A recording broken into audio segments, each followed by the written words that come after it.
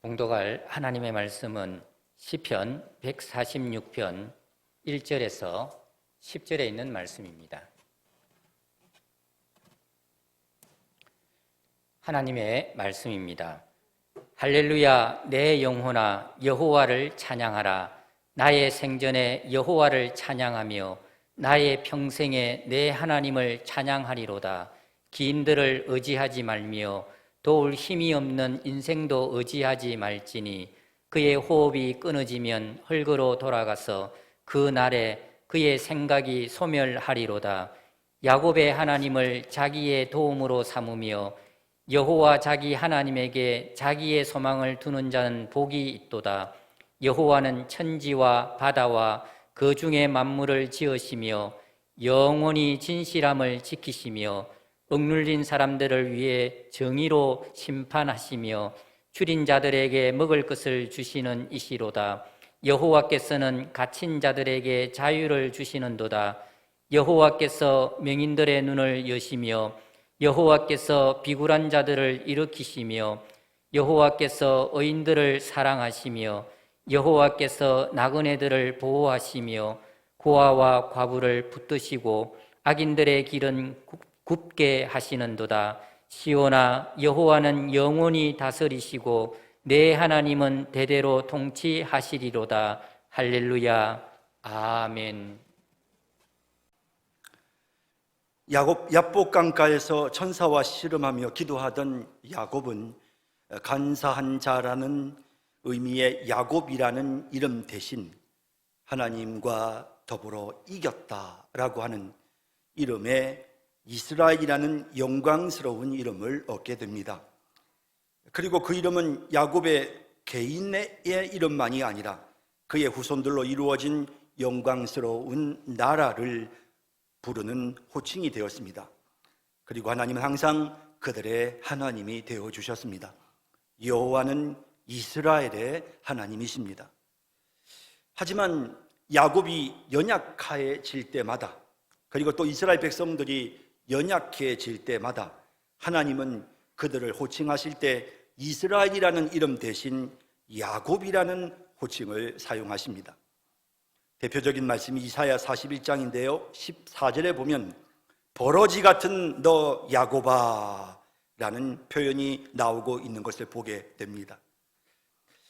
본문에도 시편 기자는 하나님을 이스라엘의 하나님이라고 부르지 않고 야곱의 하나님이라고 호칭하고 있습니다. 우리가 바라보고 의지할 하나님은 잘나고 훌륭한 사람들만의 하나님이 아니라 완벽한 사람들만의 하나님이 아니시라. 야곱이라고 불리워지는 연약하고 부족하고 마치 버러지 같은 그런 우리 연약한 인생들의 하나님이시다라는 사실을 보여주고 있습니다. 그리고 우리가 연약하지만 끝까지 변함없이 사랑하시고 우리를 도와주시는 그런 자비로우신 하나님, 야곱의 하나님이다 라고 말씀하고 있는 것입니다. 이런 야곱의 하나님으로부터 도움을 받고 그 하나님께 소망을 두고 그 하나님을 바라보는 인생은 참으로 복이 있다. 본문은 그렇게 말씀합니다. 5절에 야곱의 하나님을 자기의 도움으로 삼으며 여호와 자기 하나님에게 자기의 소망을 두는 자는 복이 있도다. 야곱의 하나님, 이스라엘의 하나님이 아니라 야곱의 하나님을 자기의 도움으로 삼으며 여호와 자기 하나님에게 소망을 두는 자는 복이 있도다 라고 말씀합니다. 그러면서 시편 146편은 하나님을 의지하는 방법에 대해서 구체적으로 말씀해 주고 있습니다. 이제 시편 146편을 살펴보면서 우리가 어떻게 하나님을 의지해야 하는지 생각해 보겠습니다. 첫째, 사람 의지하지 마세요. 이집트와 아수르는 서로 동맹을 맺고 있었습니다. 그런데 BC 612년 바벨론 제국이 아수르의 수도였던 니느웨를 공격하자 이집트는 아수르를 돕기 위해 군대를 급히 모아 북쪽에 있는 바벨론 군대를 공격하기 위해서 진군했습니다. 바로 그때 유다 왕 요시야는 바벨론과 동맹 관계에 있었기 때문에 바벨론을 돕기 위해서 무깃도에서 이집트 군대의 길을 가로막습니다. 하지만 그는 이집트 군대를 이길 수가 없었고 결국 목숨을 잃게 됩니다. 이집트는 유다 왕국의 방해를 물리치고 아수르 제국을 돕기 위해 바벨론을 치러 북쪽으로 올라갔지만 바벨론 왕 나보폴라사르의 빠른 판단과 기습적인 공격 때문에 결국 이집트는 전쟁에서 패하고 맙니다. 이집트는 패전하여 본국으로 돌아오는데 돌아오는 길에 유다 왕 요시야를 대신해서 왕이 된 요아하스를 볼모로 잡아 이집트로 끌고 갑니다. 그리고 대신해서 요야김을 유다의 왕으로 세웠습니다. 그때부터 유다 왕 요야김은 이집트를 의지하고 이집트와 동맹을 맺고 이집트를 섬깁니다. 이집트는 아수르를 돕기 위해 다시 한번 군대를 모아 북으로 진군에 올라가는데 갈그미스라고 하는 곳에서 바벨론과 아주 유명한 전쟁을 치르게 됩니다. 하지만 결국 크게 패하고 퇴각을 하고 바벨론은 퇴각하는 이집트 군대를 뒤쫓아 이집트 본토를 치기 위해서 남으로 내려오다가 그 길에 유다 왕국에 들러 친이집트 정책을 펴고 있던 유다 왕 요야김을 죽입니다. 그리고 그의 아들 요야긴을 잠시 동안 왕으로 세워두었다가 그는 볼모로 잡아 바벨론으로 끌고 가고 요야긴의 숙부였던 시드기야를 유다의 왕으로 세웠습니다.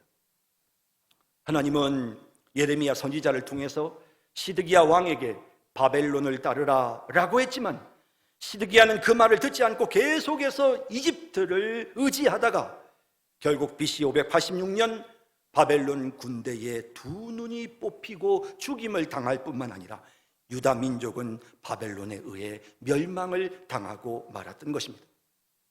이집트는 아수르를 의지하다가 망하고 요시야와 여호아하스는 바벨론을 의지하다가 망했습니다.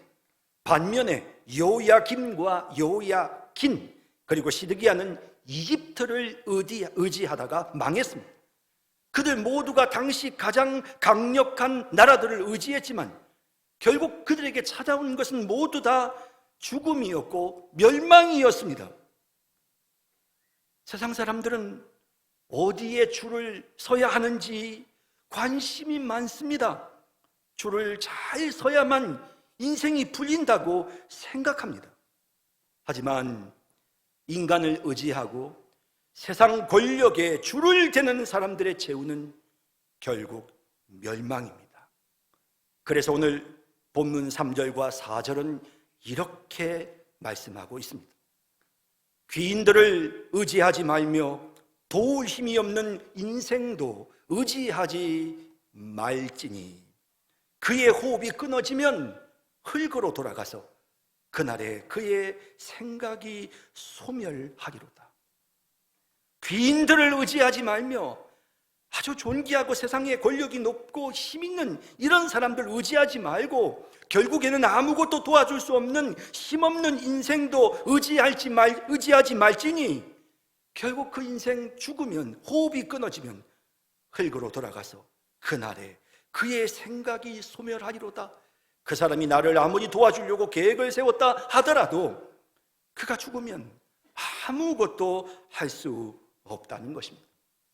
여러분, 하나님을 의지하려면 사람 의지하지 않아야 됩니다. 하나님을 의지하는 법 둘째, 변함없으신 하나님 의지하세요. 이스라엘을 블레셋에서 구해낸 삼손은 소렉 골짜기에 드릴라라 이름하는 블레셋 여인을 사랑합니다.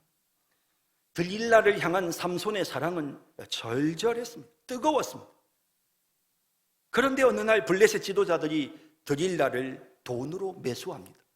삼손을 깨워서 그가 어떻게 해서 그렇게 힘이 센지, 또 어떻게 하면 그를 굴복시킬 수 있는지 그것을 알아내라는 겁니다. 들릴라는 삼손에게 그의 큰 힘이 도대체 어디에서 생기는지, 어떻게 하면 그를 굴복시킬 수 있는지를 집요하게 묻습니다. 삼손은 들릴라의 요구에 마르지 않은 새 활줄을 가지고 그것 7개로 자신을 결박하면 힘을 못 쓴다고 거짓말을 합니다. 그 다음에는 쓰지 않은 새 밧줄로 자기를 결박하면 그러면 힘을 못 쓴다고 거짓말합니다. 그 다음에는 자신의 머리카락을 배틀에 넣어 짜면 힘을 못 쓴다고 거짓말합니다. 그런데 그런 말을 해주고 나면 바로 그날 밤 삼손이 잠든 사이에 삼손이 말한 대로 되어 있었고, 그 상태에서 블레셋 군인들이 들이닥쳤습니다. 누가 봐도 드릴라가 블레셋의 사주를 받고 있다는 것을 알 수 있었지만 삼손은 드릴라를 의심하지 않고 우연히 그렇게 되었거나 혹은 그럴 만한 다른 이유가 있을 거라 생각합니다. 삼손은 드릴라가 없으면 살 수가 없었고, 그래서 맹목적으로 드릴라에게 집착했습니다. 그런데 드릴라가 날마다 그를 재촉하여 조르니 삼손의 마음이 번뇌하여 죽을 지경이 되었습니다. 삼손은 자신이 드릴라를 사랑하기에 드릴라도 자기를 사랑한다고 생각하고 그녀를 믿고 자신의 모든 비밀을 알려줍니다. 자신은 태어날 때부터 하나님께 드려진 나실인이기 때문에 평생 머리카락을 자르지 않았다고, 만일에 머리카락을 자르면 자신은 아무런 힘도 쓸 수 없다고 사실대로 말합니다. 사랑의 눈이 멀어 마지막까지 드릴라를 믿고 의지했던 것입니다. 하지만 드릴라는 삼손에게 자기 무릎을 베고 자게 한 후에 그의 머리털을 다 밀어버리고 블레셋 사람들에게 삼손을 팔아넘겼습니다. 삼손은 드릴라의 배신으로 블레셋 사람들에게 끌려가 두 눈이 뽑히고 감옥에서 맷돌을 가는 비참한 노예가 되고 말았습니다. 삼손은 드릴라의 사랑이 변하지 않을 거라 생각하고 그녀를 의지했지만 결국 배신당하고 말았습니다. 이처럼 세상 사람들은 자신이 믿고 의지하는 그 사람이 결코 자신을 배신하지 않을 거로 생각하지만, 인간이 얼마나 간사하고 인간이 얼마나 연약한지 그토록 자신을 의지하고 사랑하는 사람마저 배신하는 것, 그것이 인간입니다. 요한복음 13장 21절에 예수께서 이 말씀을 하시고 심령이 괴로워 증언하여 이르시되 내가 진실로 진실로 너희에게 이르노니 너희 중 하나가 나를 팔리라. 예수님은 자신이 아끼시던 자신의 제자 가룟 유다가 자신을 팔 것을 아셨습니다. 예수님은 처음부터 인간의 연약함을 아셨습니다. 그래서 사람을 의지하지 않으셨습니다.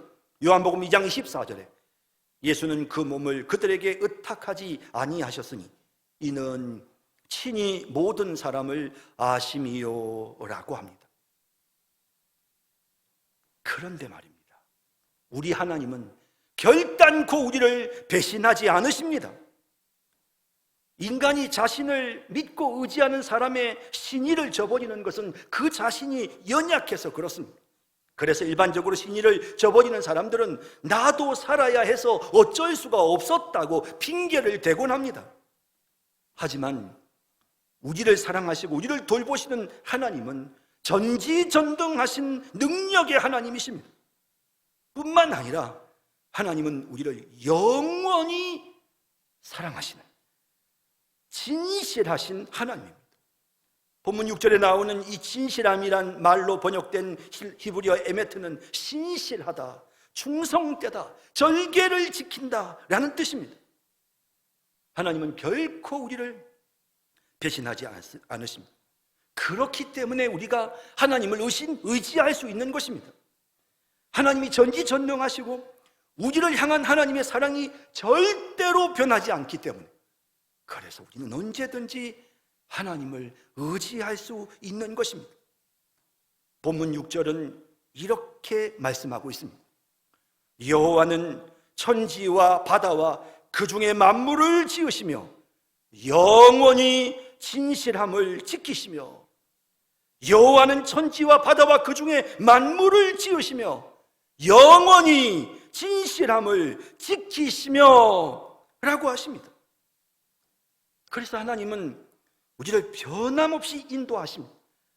하나님은 변함없이 우리를 다스려 주십니다. 우리를 보호하십니다. 그래서 10절에 시온아 여호와는 영원히 다스리시고 내 하나님은 대대로 통치하시리로다. 시온아 여호와는 영원히 다스리신다. 그리고 너의 하나님은 대대로 너를 통치하시고 너를 이끄신다. 할렐루야! 라고 말씀하고 있는 것입니다. 하나님이 이처럼 변함없이 우리를 인도하시고 사랑하시기에 우리는 하나님을 의지할 수 있습니다. 변함없으신 하나님, 그 하나님을 바라보는 것, 그것이 하나님을 의지하는 방법입니다. 하나님을 의지하는 법 셋째,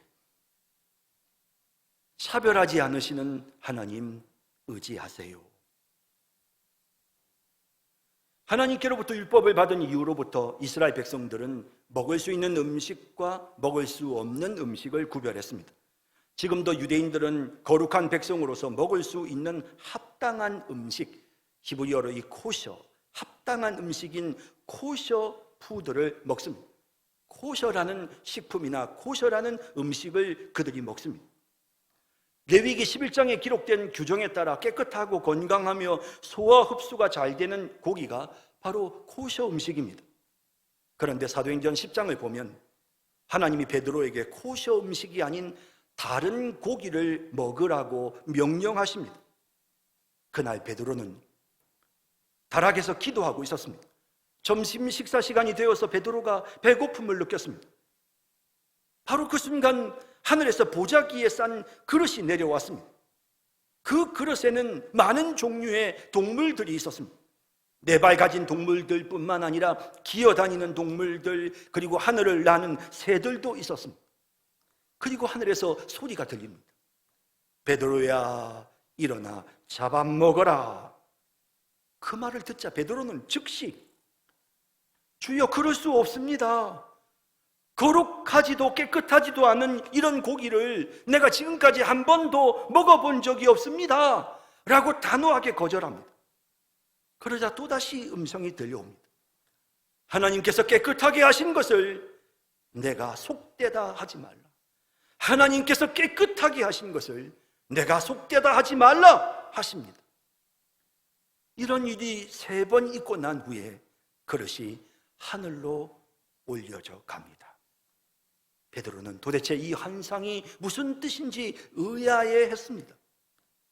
그때 로마 부대의 백부장인 이방인 고넬료가 보낸 사람들이 베드로의 있는 곳 문을 두들깁니다.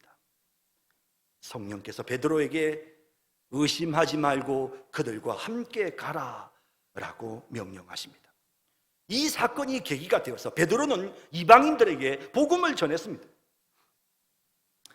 하나님은 베드로가 고넬료를 만나기 전에 사람을 차별하지 않도록 교육하셨습니다.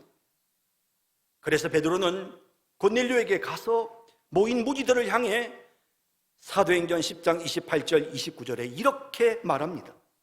이르되 유대인으로서 이방인과 교제하며 가까이 하는 것이 위법인 줄은 너희도 알거니와 하나님께서 내게 지시하사 아무도 속되다 하거나 깨끗하지 않다 하지 말라 하시기로 부름을 사양하지 아니하고 왔노라 라고 합니다.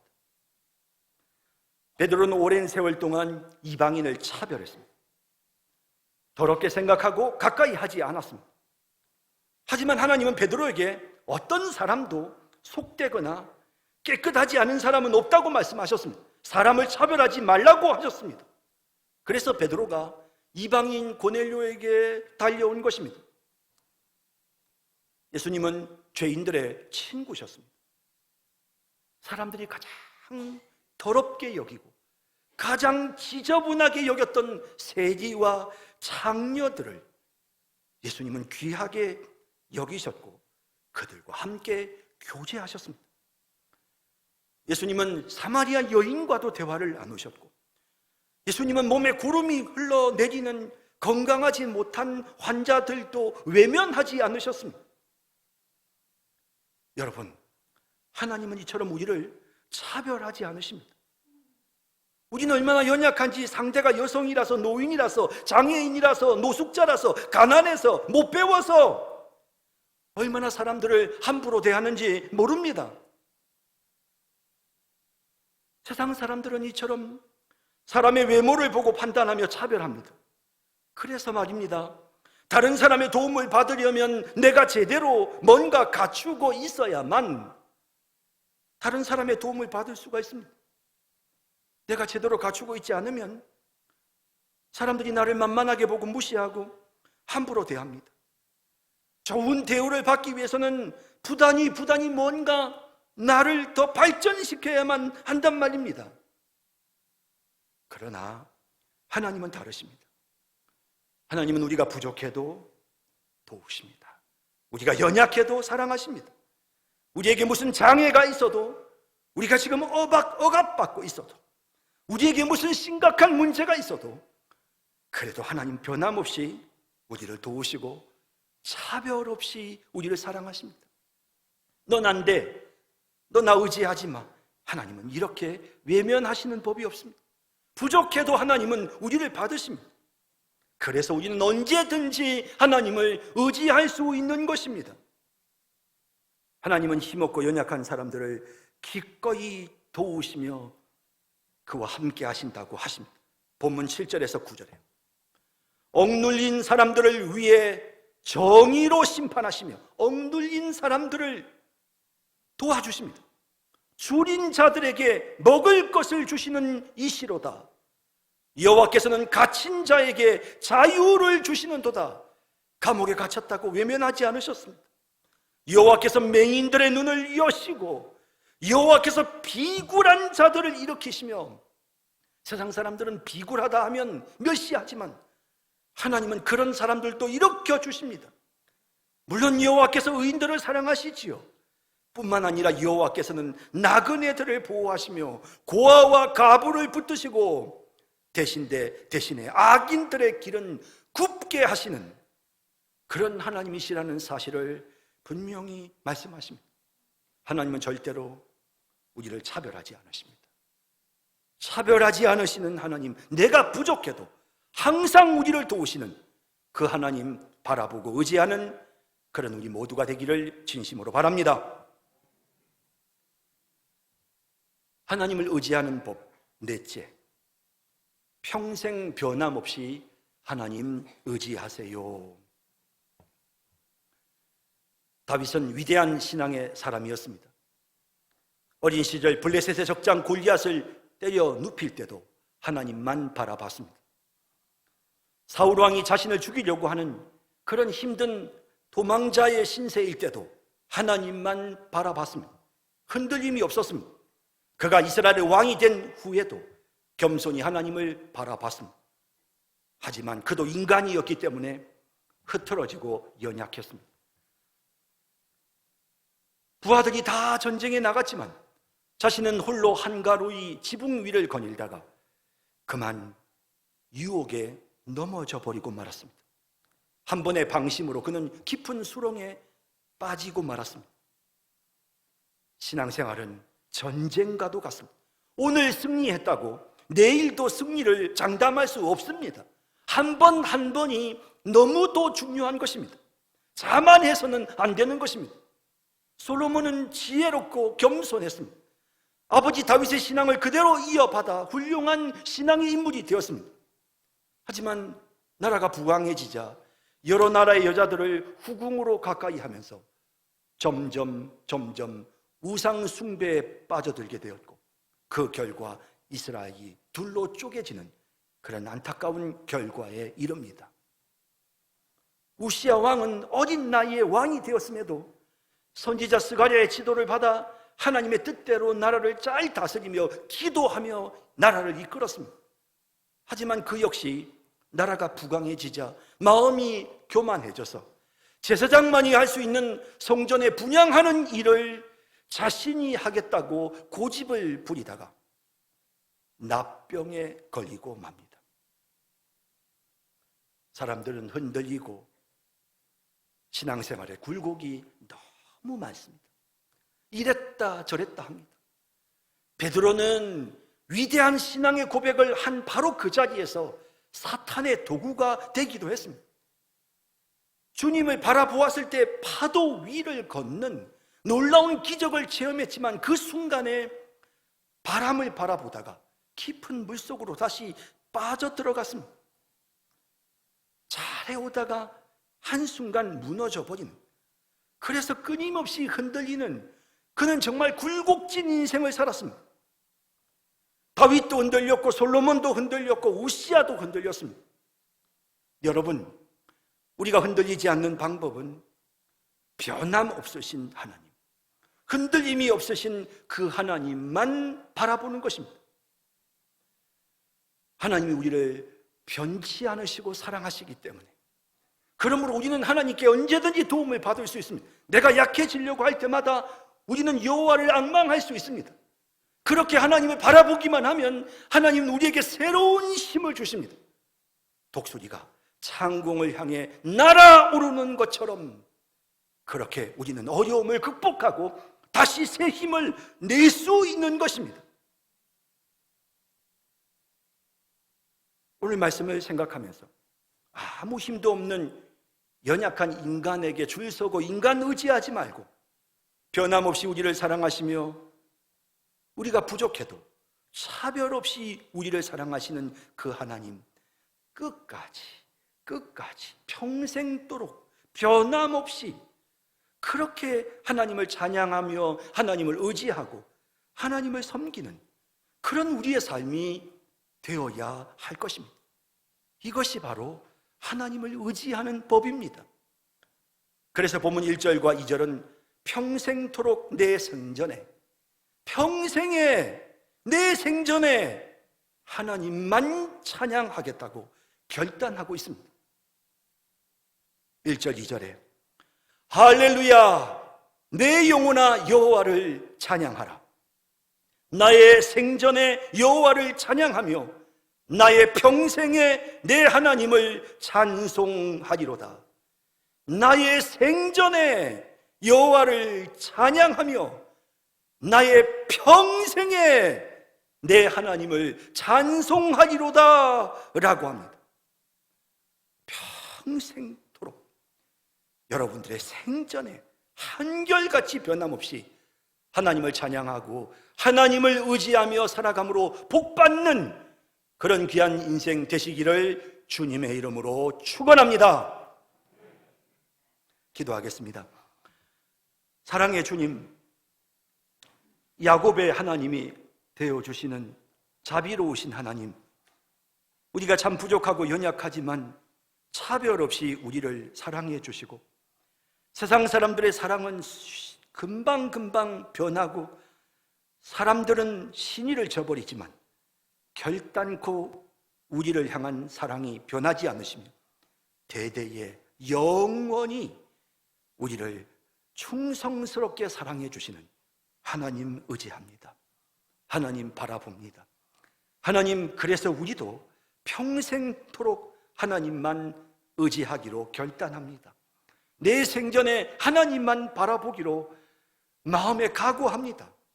자비로우신 하나님, 힘들고 어려운 때에도 변함없이 하나님 의지하고 또 때로는 모든 일들이 순탄할 때에도 하나님 의지하고 매 순간 하나님 의지하고 하나님 바라보면서 하나님의 도움을 입어 승리하며 살아가는 우리 모든 성도들이 되게 하여 주옵소서.